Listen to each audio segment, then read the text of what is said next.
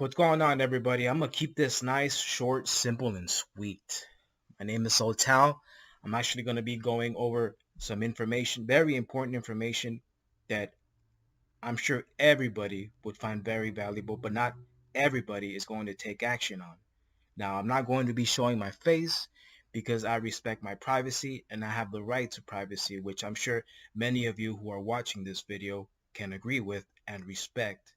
Now, if you want to discharge your debts, mortgages, or if you're involved in a criminal lawsuit or litigation, you can actually have that discharged as well. Now, I'm going to point you to a website here that's called Understand Contract Law and You Win. And I strongly recommend for you to check out this website and learn as much as you can before you decide to make a decision to call these people. Now, I recommend if you do decide to call these people, I recommend to reach out to a man named James and let him know that Sotal sent you so that he can go ahead and help you and ask you questions regarding relating to your matter. Now, I'm actually going to be reading off of this Weiss's Concise Trusty Handbook, some information which I think will be very eye-opening to many of you. All right, maintaining proper IRS relations. This is regarding a trust and why it is very important for you to build and create a trust in order to preserve your wealth and keep your privacy. So it says here, maintaining proper IRS relations. Last but not least, due attention must be paid to the Internal Revenue Service, for they are the lawful, legal entity duly authorized to collect association dues from 14th Amendment citizens and other persons volunteering and availing themselves of the non-payment of debt privileges and immunities. Now, that's very important what I just read. Privileges and immunities. They are considered as a debtor/creditor in a Social Security Association, unchartered, unincorporated commune, whereby each person insures everybody else in the association by agreeing never to demand payments for debts.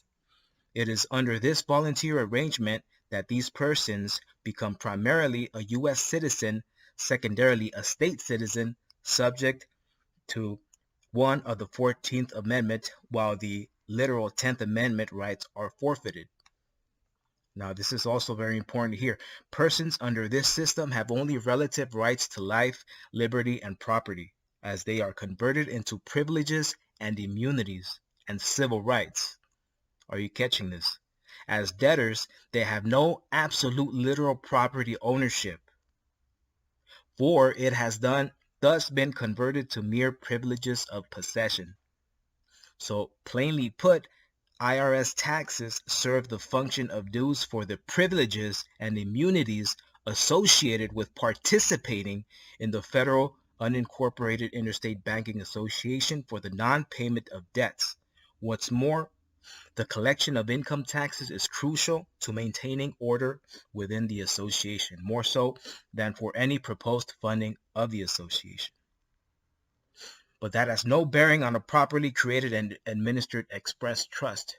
It is well settled that a trust created by parties not availing themselves of such privileges and immunities is not illegal, even if formed for the purposes of limiting or avoiding taxes altogether. So there it is. I took this from the Weiss's Concise Trustee Handbook, which is readily available to be downloaded anywhere on the internet if you just do a simple Google search. But for the sake of convenience, I'm going to go ahead and add this to the description here as a link. So you're welcome. So like I said before, if you want to go ahead and do what I just said, discharge your debts, discharge a criminal lawsuit, mortgage, and so many other things, feel free to reach out to James over at Understand Contract Law and You Win. And I'm also going to be putting the link to the website here, and get informed. It's about time that people start, wising up and not keep perpetuating this system of lies, which has been basically put on you since birth. When you receive the birth certificate, your parents, they are responsible for the government putting a birth certificate on you. And now, obviously, when you were born, you were not born with a clear, sound mind, so you weren't able to actually grab a pen and sign the stupid birth certificate basically putting consent to the government that you are now property of the U.S. corporation. So, like I said before, I just wanted to keep this video simple, plain, and sweet. Now, it's up to you whether or not you're going to make the decision to at least educate yourself. So, thank you very much for listening. God bless you. Jesus is King.